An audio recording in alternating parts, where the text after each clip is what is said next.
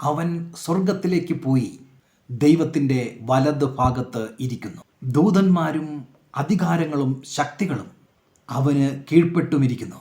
1 പത്രോസ് 3:22 സ്വർഗത്തിൽ ദൈവത്തിൻ്റെ വലത് ഭാഗത്ത് ഇരിക്കുന്നവനായ യേശു ആത്മരൂപികളുടെ മധ്യത്തിൽ ദൂതന്മാരുടെ ഇടയിൽ മനുഷ്യപുത്രന് സദൃശ്യനായ ഒരുവനെ യോഹന്നാൻ കാണുകയാണ്. അവൻ്റെ കണ്ണുകളെ യോഹന്നാൻ കാണുന്നു. അവൻ്റെ തലമുടി മനുഷ്യൻ്റെ കണ്ണുകൾ. കർത്താവായ യേശു ക്രിസ്തുവിനെ സ്വർഗത്തിൽ യോഹന്നാൻ കാണുന്നു.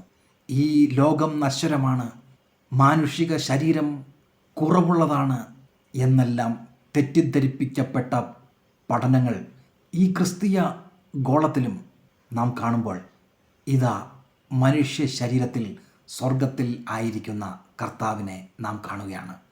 നമ്മുടെ ശരീരം പാപകരമായ ഒരു ശരീരം അല്ല. നമ്മുടെ മൂത്ത സഹോദരനായ യേശു ക്രിസ്തു മനുഷ്യപുത്രൻ്റെ സാദൃശ്യത്തിൽ സ്വർഗത്തിൽ ഇരിക്കുന്നത് യോഹന്നാൻ കാണുന്നു. ദൂതന്മാരും അധികാരങ്ങളും ശക്തികളും എല്ലാം ജയാളിയായ ഈ ക്രിസ്തുവിന് കീഴ്പ്പെട്ടിരിക്കുന്നതായി നാം ഇവിടെ വായിക്കുകയാണ്. അതേ പ്രിയരെ, കർത്താവായ യേശു ക്രിസ്തുവാണ് നമ്മുടെ മാതൃക. അവൻ മഹത്വത്തിൽ സ്വർഗത്തിൽ ദൈവത്തിൻ്റെ വലതു ഭാഗത്ത് ഇരിക്കുകയാണ്. നമ്മുടെ ചിന്തയും ഉയരത്തിലുള്ളത് തന്നെ ആയിരിക്കട്ടെ. ഈ ഭൂമിയിൽ ജീവിക്കുമ്പോൾ നാം കേവലം മനുഷ്യനാണ് എന്ന ഒരു കുറഞ്ഞ ചിന്ത വെച്ചുകൊണ്ട് പരാജയത്തിൽ ജീവിക്കാതെ പരിശുദ്ധാത്മാവ് നൽകുന്ന ശക്തിയിൽ ദൈവം മനുഷ്യനായി ഈ ഭൂമിയിലേക്ക് വന്നു. മനുഷ്യരായ നമുക്ക് നഷ്ടപ്പെട്ടു പോയ അധികാരങ്ങൾ ക്രൂശിൽ ജയാളിയായി അവൻ നമുക്ക് തിരികെ സമ്പാദിച്ചു നൽകുകയാണ്. എന്തിനാണ്?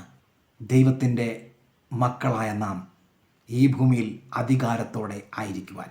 ഏദൻ തോട്ടത്തിൽ നഷ്ടപ്പെട്ടു പോയ ആ ആത്മീക അധികാരം കർത്താവായ യേശു ക്രിസ്തു എന്ന തലയോളം വളർന്ന് ഈ ഭൂമിയിൽ വിശ്വാസത്തോടെ അധികാരത്തോടെ ജീവിക്കുവാൻ സകല പിശാചുകളെയും അധികാരങ്ങളെയും ആയുധവർഗം വെപ്പിച്ച് നമ്മുടെ കാൽക്കീഴിലാക്കിയിരിക്കുന്ന ആ ജയാളിയായ ക്രിസ്തുവിനെ പോലെ ഇനിയും വളരുവാൻ നമുക്ക് പരിശുദ്ധാത്മാവിൽ ആശ്രയിക്കാം.